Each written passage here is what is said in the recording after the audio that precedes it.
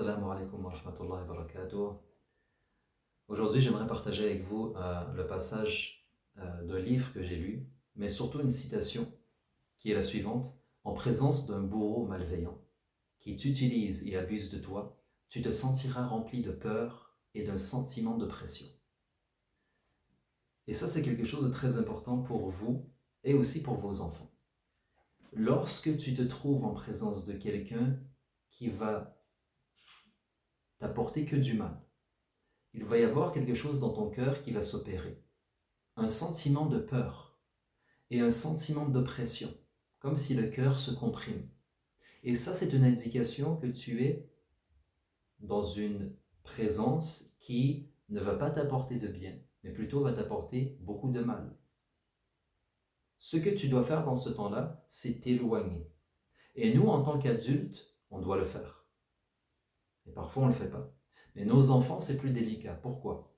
Parce qu'ils sont à la recherche de validation. Ils sont à la recherche d'être validés par rapport au regard des autres. Et cette citation m'a été inspirée d'un passage d'un roman que j'ai lu. Et c'était l'histoire d'un jeune garçon de 10 ans. Et ce jeune garçon de 10 ans, il a grandi dans une famille religieuse, une famille pratiquante, une famille, si on peut dire, une famille pieuse, dans laquelle les enseignements sont toujours partagés, les rappels, une famille qui cherche à faire le bien, et à s'éloigner du mal. Eh bien, ce jeune, il grandit dans cette bulle familiale, à l'abri des dangers environnants, parce qu'il vit dans une ville où il y a beaucoup de fitan, beaucoup de tentations. Et ce garçon, il fréquente une école dans laquelle il y a des garnements, des jeunes qui sont le contraire de ce que lui il est, c'est-à-dire des jeunes qui sont des rebelles, qui aiment faire le mal et même qui sont fiers de le dire. Il est tenté, il est attiré, il a envie de les fréquenter et il commence à quoi? Gentiment à les fréquenter. Après l'école, il traîne avec un, il traîne avec l'autre, il rentre avec un. Et un jour, l'histoire nous raconte qu'il se retrouve sous un pont en train de discuter. Et il y en a un dans le groupe, ils sont 3. Il y a ce garçon de 10 ans, il y en a 2 autres, et il y a un troisième qui est, on peut dire, le leader du groupe, qui est l'enfant le plus âgé, il a 13 ans. Et chacun parle de ses méfaits, de ce qu'ils ont fait de mal, comme si c'était une fierté. Déjà, ça c'est un signe. Quand quelqu'un il est fier de quelque chose dont il ne devrait pas être fier, c'est un signe qu'il faut s'éloigner de cette personne. Eh bien, eux, ils le font ouvertement. Et ce jeune garçon de 10 ans vient son tour. Vient son tour de quoi? De raconter quoi? Il n'a rien à raconter. Pourquoi? Parce que toute sa vie, ça a été une vie qui était protégée. Il n'a rien fait de, si on peut dire, de mal qui mériterait aux yeux de ceux-là d'être raconté. Qu'est-ce qu'il fait alors? Pourquoi? Parce qu'il veut être accepté de ces jeunes garnements. Il invente une histoire. Il puise dans son imagination et il invente une histoire et il dit je me suis retrouvé avec mon cousin une nuit et nous sommes sortis de la maison et nous avons entré de façon illégale dans le jardin de telle personne, le meunier, et celui-là, dans son jardin, il a un magnifique pommier, et je suis grimpé dans l'arbre, et j'ai fait tomber les pommes, et mon cousin, il a ramassé les pommes dans le sac, et puis le sac était tellement lourd qu'on n'arrivait pas à le ramener chez nous, on en a laissé la moitié, et puis en arrivant à la maison, on est retourné encore pour prendre le reste. Il était en train de mentir, en train de raconter un vol qu'il n'avait pas commis, et il le faisait pour être validé, pour être accepté de ces jeunes. Regardez comme c'est descendre à un niveau tellement bas. Le chef du groupe, celui qui a 13 ans, lui dit « Est-ce que c'est vraiment vrai ce que tu racontes ?» Il dit « Oui, c'est vrai. » Il ose mentir. Et vous savez que mentir, c'est quelque chose de très grave. Et ça, il faut l'enseigner aux enfants. Mentir, c'est quelque chose de très grave. Il lui dit « Est-ce que c'est vraiment vrai ?» Il dit « Oui, c'est vrai. » Il ne peut plus reculer maintenant. Jure-le. Il dit, jure par Dieu. Jure par Dieu et ton salut éternel. C'est ce qu'il lui dit. Alors celui-là, il commence à quoi? À trembler, mais il ne le montre pas. Il sue, mais il reste le dos droit et il le dit. Je jure par Dieu que c'est vrai. Et comme ce jeune de 13 ans, il sait que celui-là vient d'une famille religieuse, pratiquante, il se dit, il dit alors la vérité, il a vraiment volé. Et regardez où ça va le mener. Il rentre à la maison, et ce jeune de 10 ans rentre avec celui de 13 ans. Ils cheminent ensemble jusqu'à arriver à la maison du jeune de 10 ans, qui, soit dit en passant, est un jeune qui vient d'une famille aisée. Le jeune de 10 ans rentre dans la maison, mais avant qu'il puisse fermer la porte, l'autre le pousse et rentre avec lui. Le jeune de 10 ans commence à trembler. « Qu'est-ce que tu fais? T'es chez moi. »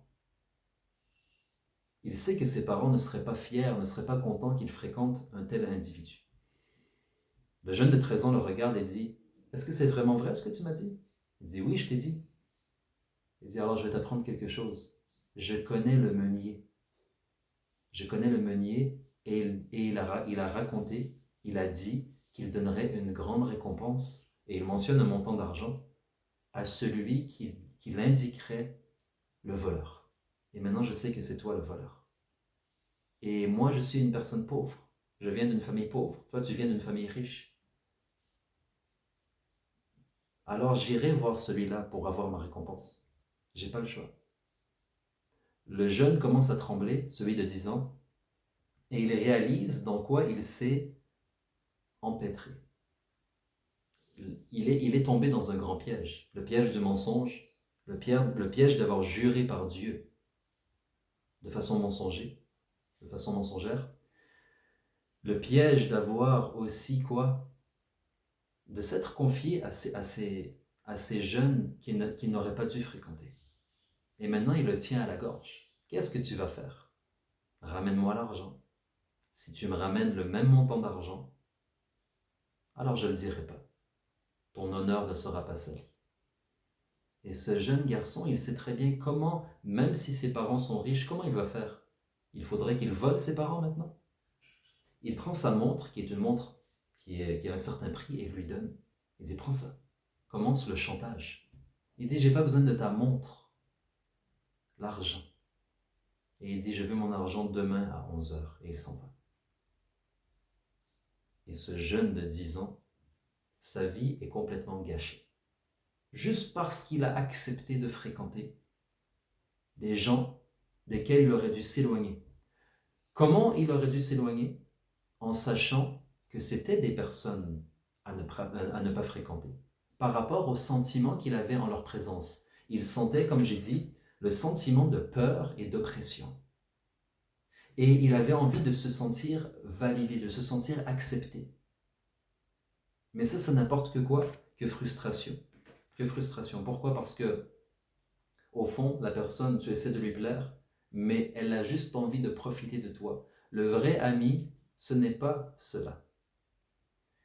L'histoire nous raconte que ce jeune garçon est resté pendant plusieurs mois sous la domination, sous le chantage de cet autre, qui lui faisait quoi finalement? Il a commencé à voler de sa propre maisonnée, de son propre argent au début, de l'argent que ses parents réservaient pour lui lorsqu'il sera plus grand. Il a commencé à en prendre. Et puis, mais c'était surtout de quoi? D'être dominé. Dans sa tête, il n'était plus valeureux. Il ne se sentait plus accepté de Dieu. Pourquoi? Parce qu'il avait menti. Parce qu'il avait quoi? Il avait juré. Il avait juré, alors qu'il n'aurait pas dû jurer. Et aussi parce qu'il commençait à fréquenter ces jeunes rebelles. Il commençait à les fréquenter. Il devait les fréquenter, parce qu'il avait des comptes à rendre. Tout ça pourquoi?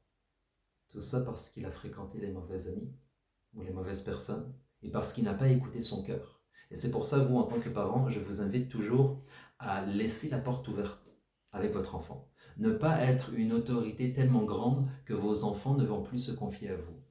Parce qu'on raconte dans ce livre que ce jeune homme, ce jeune de 10 ans, il réalisait qu'il pouvait se soulager de ce chantage en se confiant à son père. Mais pourquoi il ne se confiait pas à son père? Parce qu'il ressentait que son père le voyait comme un bon garçon. Et que c'était impensable que son garçon mente et jure par Dieu de cette façon et fréquente ces gens. Il ne se sentait pas capable d'avouer pour lui l'inavouable. Et ça devrait être quelque chose qui n'est pas présent dans nos maisonnées. C'est-à-dire, nos enfants devraient être capables de nous confier tout et n'importe quoi. Pourquoi? Parce que si l'enfant se confie à son parent le sauve. Lui dit, tu sais quoi, ce garçon de 13 ans, n'en aie pas peur. Tu as fait une bêtise, tu as fait une erreur, tu n'aurais pas dû faire ça, tu n'aurais pas dû le fréquenter, tu n'aurais pas dû mentir, certes. Mais, alhamdulillah, tu es revenu. Tu es revenu sur le droit chemin par le simple fait d'avouer ta faute. Et c'est terminé. N'aie plus peur. La takhaf wa la tahzan. La takhaf wa la tahzan. Ça devrait être le rôle du parent, de pouvoir ramener son enfant, d'ouvrir toujours la porte pour que l'enfant se confie. Et ainsi, l'enfant ne pourrait jamais être dans un piège comme cela, dans un chantage qui dure pendant des mois. Et dans cette histoire, on raconte que les parents n'étaient pas au courant. Ils ont vu l'enfant changer. Ils ont vu l'enfant devenir malade, changer, son teint était devenu blême. Il était toujours malade parce qu'il ne voulait plus retourner à l'école. Ses notes ont baissé, etc. Pourquoi? Parce qu'il avait un problème existentiel, un mal-être, quelque chose qu'il ne pouvait pas avouer. C'est aussi la faute des parents, quand on ferme la porte avec son enfant et qu'on fait que les confidences sont plus faciles envers les étrangers qu'en notre présence. Alhamdulillahi Rabbil Alamin, j'espère que c'était utile à nous de rester l'autorité en tant que parent, mais une autorité qui est flexible et qui est remplie d'amour et de tolérance et de clémence. Ce n'est pas une autorité qui est inflexible et qui est dure et qui est tranchante. Non. Nous ne sommes pas les bourreaux de nos enfants. Nous sommes leurs parents et nous sommes leurs confidents.